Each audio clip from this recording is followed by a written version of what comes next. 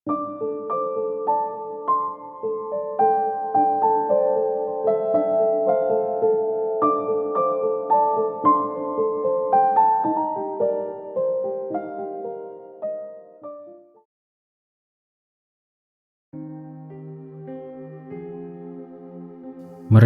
yang sebenarnya. Cerpen karangan Fathia. Mungkin yang dikatakan banyak orang nyaman itu jebakan ada benarnya. Sudah banyak pula orang-orang yang membuktikan akan kebenarannya pepatah ini. Begitu juga dengan gadis remaja yang sedang duduk sambil meminum karamel latte-nya. Melamun, lalu menyadarkan diri, kemudian melamun lagi, lalu dilanjut dengan menyadarkan diri lagi. Sudah hampir 20 menit gadis itu melakukan hal itu. Pikiran, raga, serta hati kacau kala itu. Ia tak tahu harus berbuat apa. Zona nyaman memang menyenangkan, tapi di balik kesenangan itu, ada hal yang mematikan yang segera menghampiri. Apalagi jika nyaman pada tempat yang tak seharusnya. Ia menyalakan ponselnya. Hening. Tak ada apapun di sana. Tak ada notifikasi dari orang yang dulu selalu mengganggu dirinya. Rasanya seperti aneh. Tapi mungkin lama-kelamaan gadis itu akan terbiasa dengan kebiasaan barunya tanpa dirinya. Setelah minumnya habis, gadis itu langsung berdiri dan pergi meninggalkan kafe tersebut.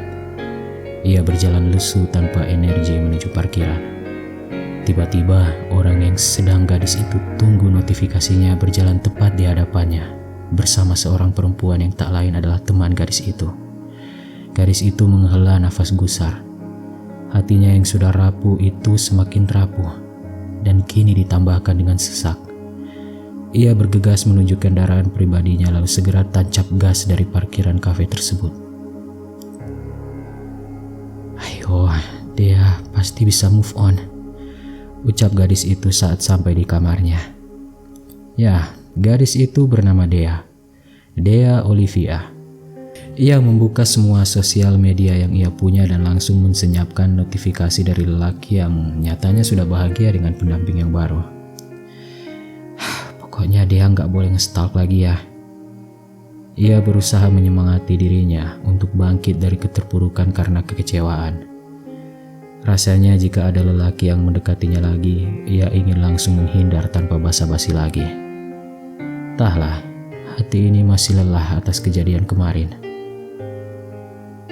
Kisah cintanya dengan lelaki itu sebenarnya memang sudah kandas dari 2 bulan yang lalu. Tapi memang sedikit sulit untuk Dea melepaskannya dan melupakannya.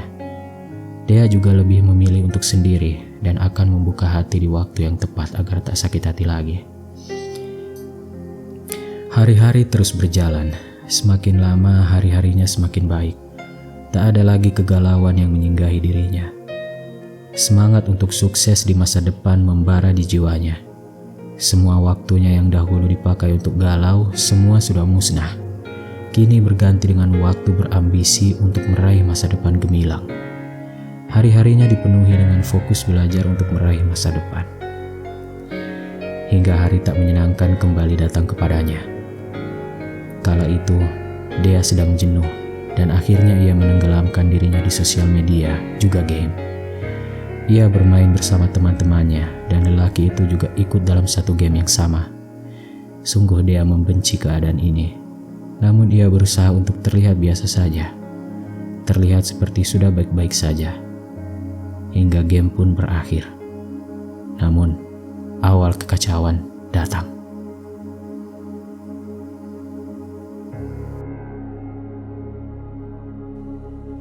Cerita selengkapnya silakan cek di deskripsi.